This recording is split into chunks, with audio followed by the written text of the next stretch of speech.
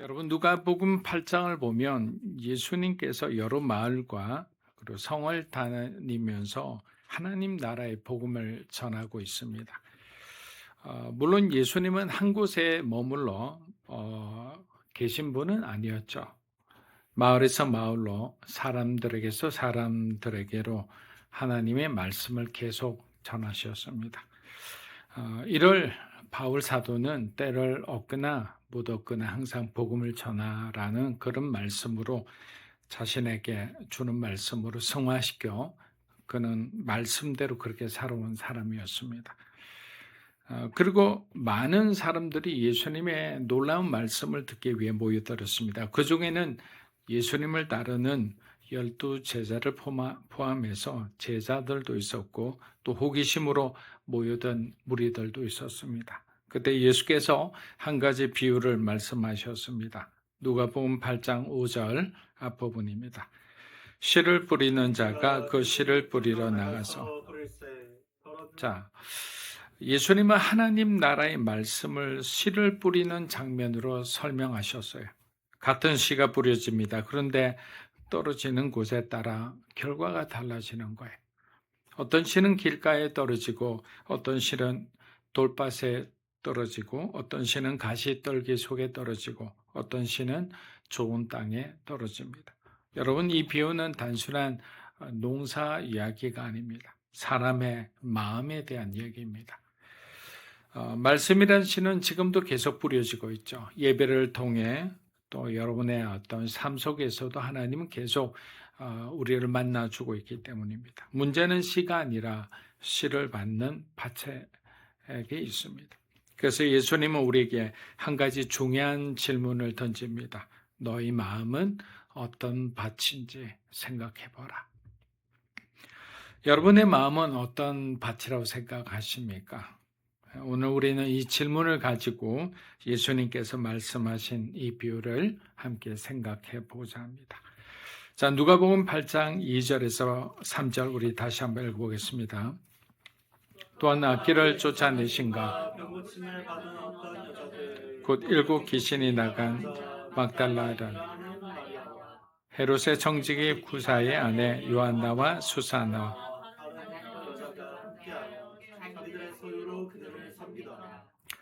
자, 누가복음 8장 2절에서 3절을 보면 예수님을 따르던 사람들이 등장합니다.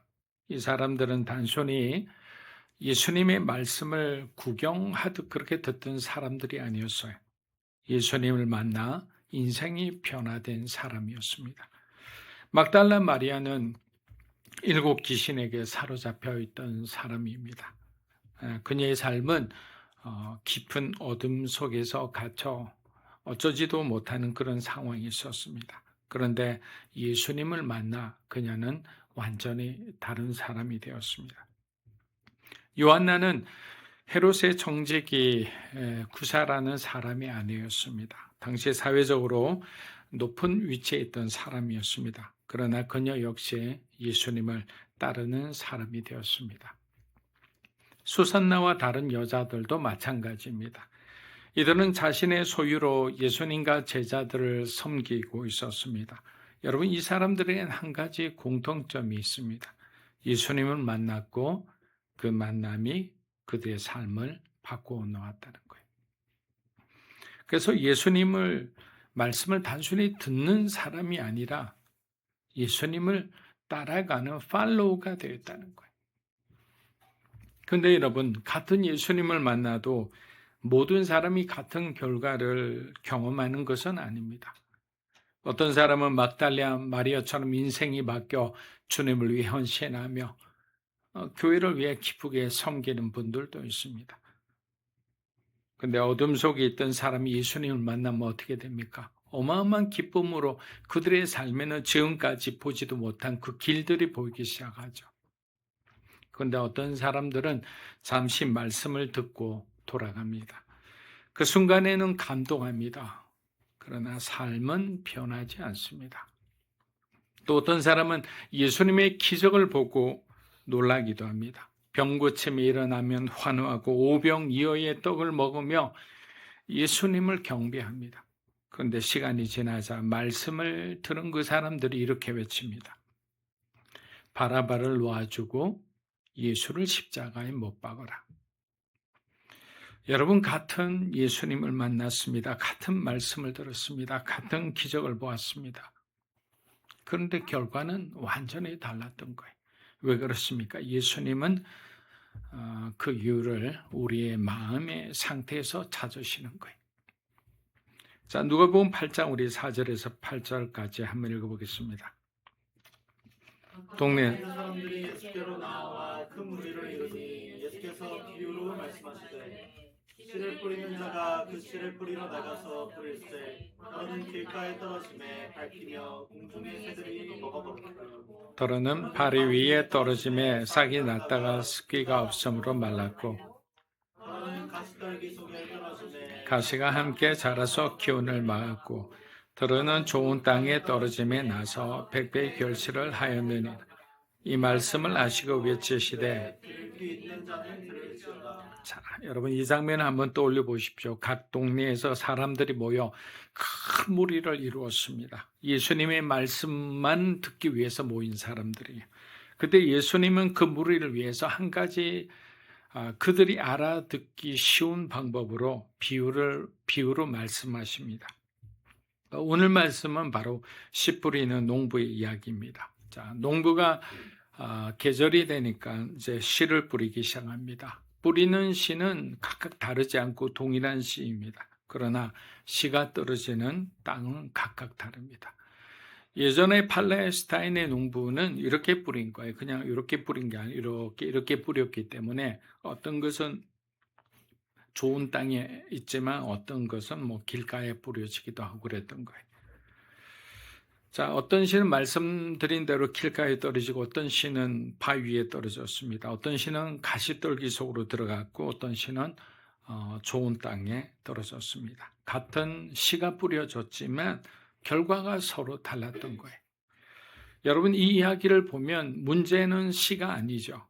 농부가 뿌린 씨는 동일했기 때문입니다. 그렇다면 그 차이는 어디에 있을까요? 땅입니다. 씨가 떨어진 밭의 상태가 달랐던 겁니다. 사실 이런 모습은 성경에서 여러 번 반복됩니다. 같은 하나님의 말씀을 들었지만 사람들의 반응은 언제나 같지 않았습니다.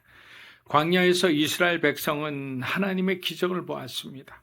같은 만나를 먹었습니다. 같은 구름 기둥과 불 기둥을 보았습니다. 그러나 어떤 사람은 하나님을 신뢰했고 어떤 사람은 조그만 변화에도 하나님을 원망했습니다. 예수님이 십자가에 달리셨을 때 그 곁에서 같은 장면을 본 두 사람이 있었습니다. 한 강도는 예수님을 조롱했지만 다른 강도는 예수님께 말했습니다. 예수여, 당신의 나라에 임하실 때 나를 기억하소서. 여러분, 이 말씀이 우리의 고백이 되었으면 합니다. 이 주님의 나라에 우리가 들어가는 것이 그리스도인의 가장 큰 소망이잖아요. 같은 예수님을 보고 같은 말씀을 들었지만 왜 결과가 다를까요? 그래서 예수님은 마지막에 이렇게 외치십니다. 들을 귀 있는 자는 들을지어다. 이 말씀은 단순히 귀로 듣는 것을 말하는 것이 아니라 마음으로 듣는 것을 말합니다. 여러분은 같은 부부 간에도 상대방의 어떤 마음으로 들을 수 있습니까? 아니면 그 사람의 표정이나 그 사람이 갖고 있는 지금의 상황으로 대충 유추해서 기분이 나쁘다, 기분이 좋을 거다 이렇게 판단하십니까? 상대방의 마음을 들으시는 것만이 서로가 이렇게 하나가 될 수 있는 가장 가까운 지름길인 것 같습니다. 그래서 이제는 예수님께서는 비유가 무엇인지를 구체적으로 설명해 주십니다. 우리 8장 11에서 12절입니다. 이 비유는 이러하니라. 씨는 하나님의 말씀이요. 이에 마귀가 가서 그들 믿어 구원을 얻지 못하게 하려고. 여러분 예수님은 먼저 이 비유의 핵심을 말씀하시죠. 씨는 뭐라고요? 하나님의 말씀인 거예요.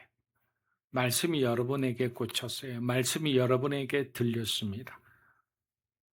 근데 그 말씀의 씨는 지금도 어떻게 된다고요? 뿌려지고 있다라는 사실이 중요한 거예요.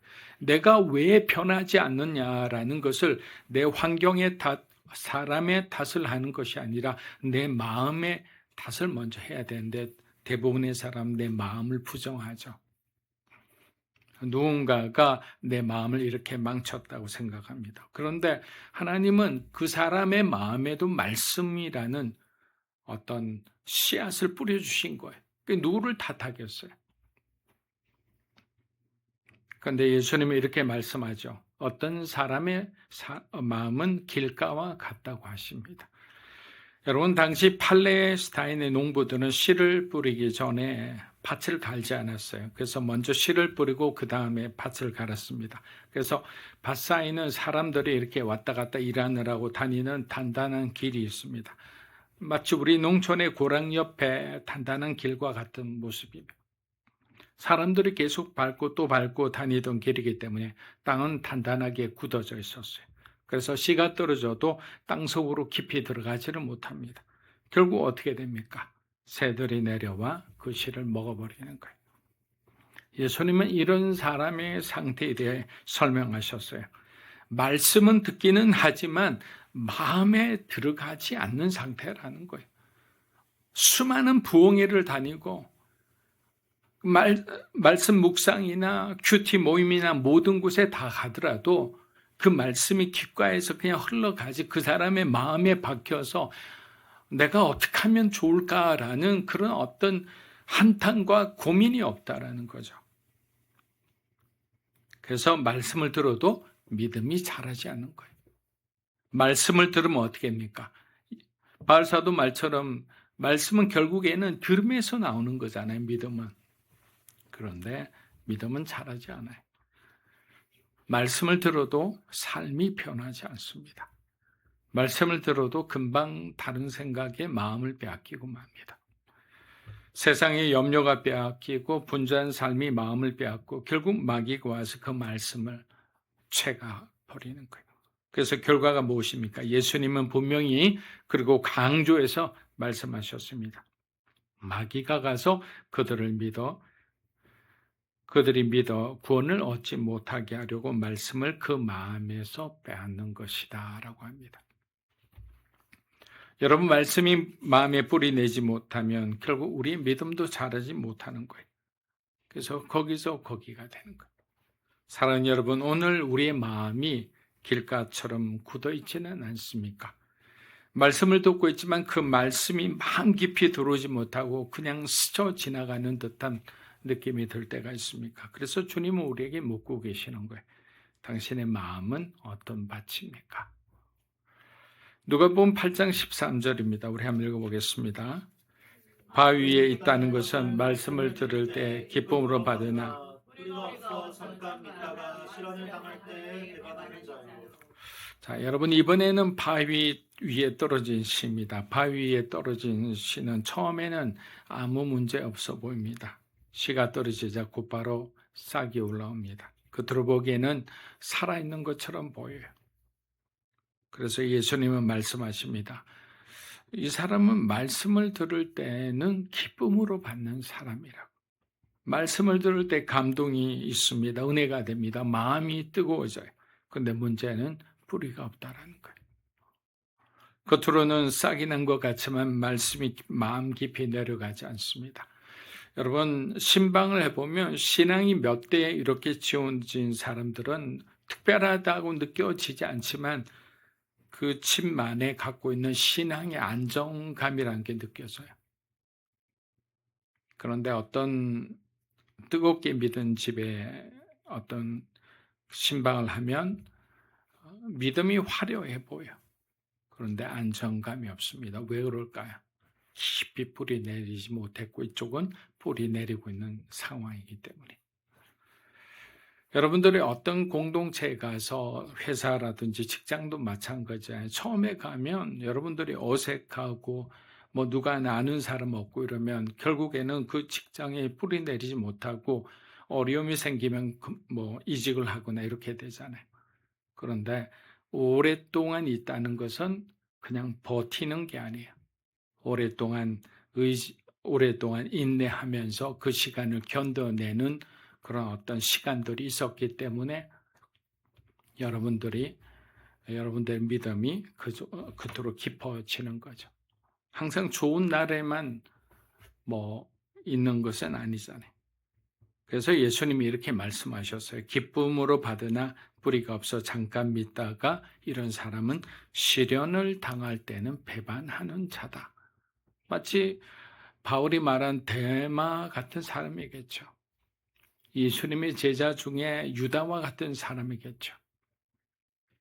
여러분, 신앙은 그래서 어떤 감정과 감동만으로는 계속 이어지지 못해요. 다윗이 고백했듯이 견디지 못할 고통들이 이어지면 그 믿음 좋은 다윗도 실족할까 봐 하나님께 두려워 그렇게 간구하기도 했어요. 같은 고난이 반복되면 누가 견딜 수 있겠습니까? 그래서 순간의 감동으로는 오래가지 못한다, 신앙은. 말씀이 마음 깊이 뿌리내지 못하면 어려움이 올 때는 신앙이 흔들리는 거예요. 그래서 우리도 신앙생활 할 때 평소 때는 너무 좋은 사람인데 갑자기 어느 순간에 막 정신없이 흔들려서 어려움을 호소하는 분들을 보게 돼요. 그분들이 바로 말씀이 깊이 뿌리내지 못하고 성장해 가는 그런 과정에 있는 분들이. 상황이 힘들어지면 어떻게 됩니까? 가장 먼저 뭐가 멈춥니까? 저의 경우로 봐도 기도가 멈추게 됩니다. 기도를 해야 되는데 불구하고 기도가 안 돼요. 그래서 문제가 생기면 말씀에서 멀어지죠. 결국 우리 믿음은 점점 식어버리니까 자꾸만 악순환이 되풀이되는 거예요. 성경에도 이런 모습이 나타납니다. 예수님의 제자 베드로를 보십시오. 베드로는 누구보다 예수님을 사랑하고 뜨거웠던 사람이어서 근데 예수님께 이렇게까지 위대한 고백을 한 사람이 주는 그리스도시요 살아계신 하나님의 아들입니다. 이런 고백을 누가 하겠습니까? 예수님이 잡히실 때도 그는 흥분하며 칼을 들고 앞장섰던 사람입니다. 그런데 그 밤에 작은 종 하나의 질문에 앞에서 3번씩이나 예수님 면전 앞에서 부인하고 말았어요. 여러분, 베드로에게 예수님을 향한 사랑이 없었습니까? 아니죠. 또 복음을 위한 열정이 없었습니까? 베드로는 둘 다 가지고 있었어요. 문제는 시련 앞에 드러난 믿음의 깊이였던 거예요. 그리고 아직 그들은 성령 받지 못한 상태였습니다. 그래서 계속 우리가 성령을 받아야 된다라는 것은 내 삶의 질서가 하나님께로 넘어가기 때문이에요. 하나님이 우리를 지배하기 시작하고 하나님이 우리를 독재하기 시작하는 순간부터 그 모든 질서와 그 모든 선택과 그 모든 우선순위와 내 시간의 일정표가 다 바뀌는 거예요. 내 재산과 내 건강과 그 모든 것이 복음이 우선이 되는 삶이 되어버리는 거예요. 이것을 경험하지 못한 사람들은 믿음이 굉장히 뭐라 할까요? 요란하다 이렇게 느껴요. 열심을 내는 사람을 보면.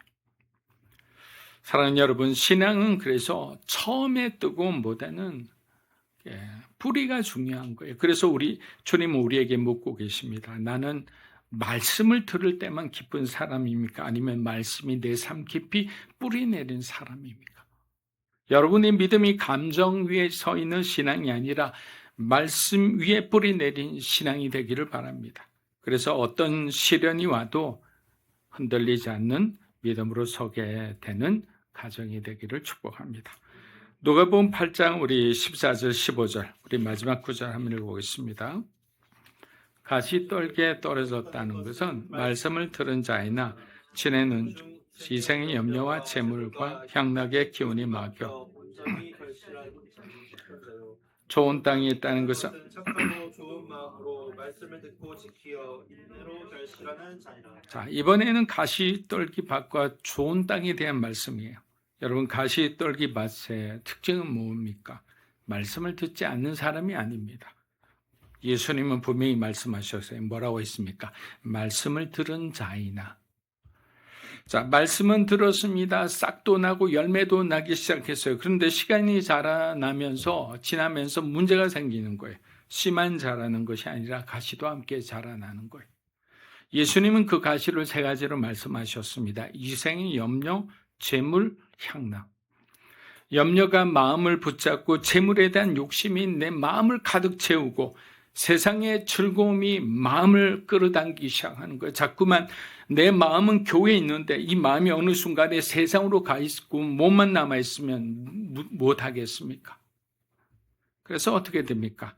말씀이 죽는 것이 아니라 말씀이 막히기 시작하는 거예요. 안 들리기 시작하는 거예요. 여러분, 어느 순간에 예배 가운데 말씀이 안 들리기 시작할 때는 강단의 문제도 있지만 여러분들 스스로가 강단에 문제가 없다고 생각했을 때는 내 삶의 이생의 염려와 재물과 아니면 향락이라 했지만 사실은 거창하게 향락이 아니라 내가 하나님보다 더 좋아하는 어떤 취미나 누리는 다 향락이에요. 왜? 그 속에는 하나님이 없으니까. 제가 늘 말하잖아요. 십자가 없이 부흥한 교회처럼 위험한 것은 없다고. 고난 없는 그리스도인의 삶을 자랑한다면 그 사람은 진정한 그리스도인이 아닐 수도 있어요. 왜? 고난은 반드시 예수님이 고난으로 대변되는 메시아인데요. 여러분, 이것이 어쩌면 가장 위험한 상태일 수 있습니다. 왜? 앞에 이전의 것들은 아예 그냥 구별이 가는 건데 이거는 가시덤불로 있는 거는 신앙이 너무 좋아 보이는 사람인데 결국에는 뒤에는 한순간에 넘어질 수 있는 위험이 있는 그런 사람이기 때문에. 그런데 예수님은 마지막으로 좋은 땅을 말씀하십니다. 좋은 땅은 특별한 사람이 아니에요, 여러분. 예수님은 이렇게 말씀하셨어요. 착하고 좋은 마음으로 말씀을 듣고 지키어 인내로 결실하는 자. 여러분, 좋은 밭의 특징은 세 가지라 했습니다. 한번 따라했으면 좋겠습니다. 말씀을 듣고 말씀을 지키고 인내하는 것이다. 다시 한번 하겠습니다. 말씀을 듣고 말씀을 지키고 인내하는 것이다. 네, 예수님의 말씀이잖아요. 좋은 밭을 가지기 위해서는 말씀을 들어야 돼요. 그리고 뿌리 내려야 되고 더 깊이 뿌리 내려야 됩니다. 그리고 말씀을 지켜내라는 것은 말씀을 지키기 어려운 환경들과 고난들과 어려움들과 또 내 약한 자존심과 감정을 건드리는 일들이 너희들의 삶 가운데 반드시 일어날 것이다 라는 거예요. 세상이 나를 미워하듯이 세상은 너희를 미워할 것이다. 그러므로 인해서 너희에게 많은 시험과 어려움이 있더라도 말씀을 듣고 말씀을 지키고 하나님이 풀어주시는 그 시간까지 인내하라는 거예요. 신앙은 한 번의 감동으로 만들어지지 않는다고 말씀했습니다. 예전에 부흥회 가면 막 맨 앞자리에서 그러니까 제가 중학생 때네요. 맨 앞자리에서 아침, 점심, 오후 하루에 4번씩 했거든요. 새벽 하죠. 오전에 하죠. 오후에 하죠. 저녁에 하죠. 3일 동안 한 번도 빠지지 않으니까 나중에는 그 목사님이 오셔서 기특하다고 막 특별히 막 기도해 준다고 머리를 막 뽑아가지고 그렇게 막 이렇게 기도받기도 했는데 그런 어떤 마음은 깊이가 없지만 그냥 순수한 어떤 하나님의 은혜에 대한 사모함이 있어요. 왜 그런 마음이 든지도 모르겠어요.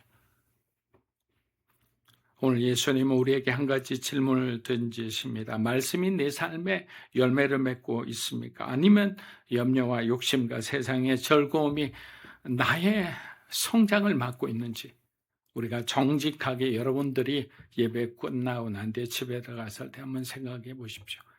내 삶에 왜 기쁨이 사라졌는가를. 하나님은 씨를 바꾸라고 말씀하지 않으셨습니다. 너희의 밭을 돌아보라고 말씀하셨습니다. 오늘 우리의 마음이 주님의 말씀을 깊이 품는, 그래서 많은 사람을 영적으로 살리는 그런 좋은 땅이 되기를 축복합니다.